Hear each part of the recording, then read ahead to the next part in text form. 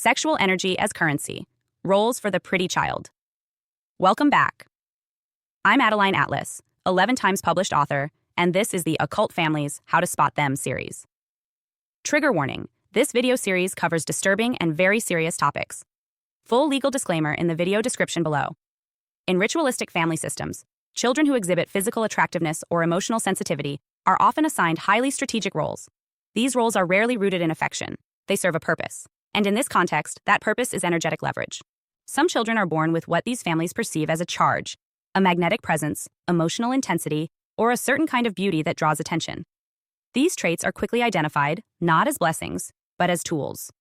From an early age, the child is observed, categorized, and given a position in the family hierarchy based on their ability to attract energy. They are not seen as individuals. They are treated as assets. This often plays out in ways that don't initially appear abusive. These children may be praised excessively for their looks, encouraged to perform for guests, or given special privileges that look like favoritism from the outside. But this is not genuine love.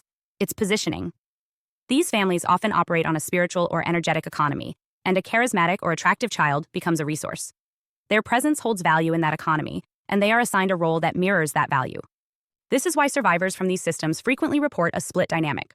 One child seen as the favorite, while another is burdened with responsibility. The one with beauty, charm, or intuitive gifts is offered visibility, while the sibling labeled as the helper or the strong one is quietly tasked with holding emotional weight. But neither role is healthy. The child assigned to be seen is rarely protected, and the one assigned to carry is rarely supported. The pretty child, in particular, often endures a form of subtle grooming. Emotional manipulation masked as admiration, boundaries blurred through adult-level expectations, or repeated exposure to scenarios that make them feel scrutinized. The adults may shower them with attention while simultaneously withholding true safety or clarity. This creates confusion, self-objectification, and a long-term internalization of being valuable only when they perform or please. In many cases, these children grow up feeling both envied and unprotected. They may be accused of attention-seeking, or they may carry shame they don't fully understand. But the truth is, they were placed into a role they never chose, treated like a symbol rather than a child. And the cost of that role often doesn't emerge until later in life, when issues with self-worth, body autonomy, and relational trust begin to surface. This dynamic is rarely spoken about clearly because it wears a socially acceptable disguise. In elite or traditional families, it may look like grooming for success, private lessons, competitions, family photos, public praise. In others, it may be masked as jealousy from elders or excessive protection that isolates the child from peers. But behind the surface, these dynamics often serve one function: maintaining energetic control and reinforcing spiritual hierarchy within the family. It's important to name what happened, not in inflammatory terms, but in truth. These children weren't favored. They were harvested. Their energy, image, and emotional openness were leveraged for the benefit of others. And often, that pattern repeats well into adulthood, where they either remain in performative roles or struggle to feel valued outside of how they appear. To break this pattern, it's essential to understand that this role was assigned, not natural. The child was never the problem. The system was. And the sooner we can name that, the sooner survivors can reclaim their energy and redefine what value truly means.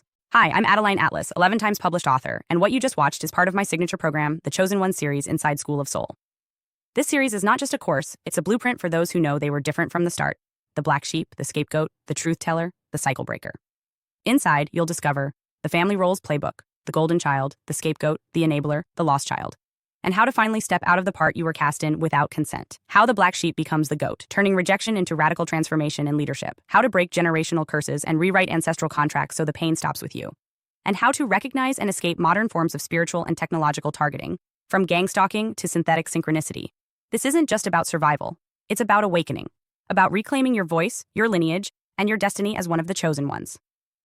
Click the link below to access the full series now, because the role ends the moment you decide it does, and the real script begins with you.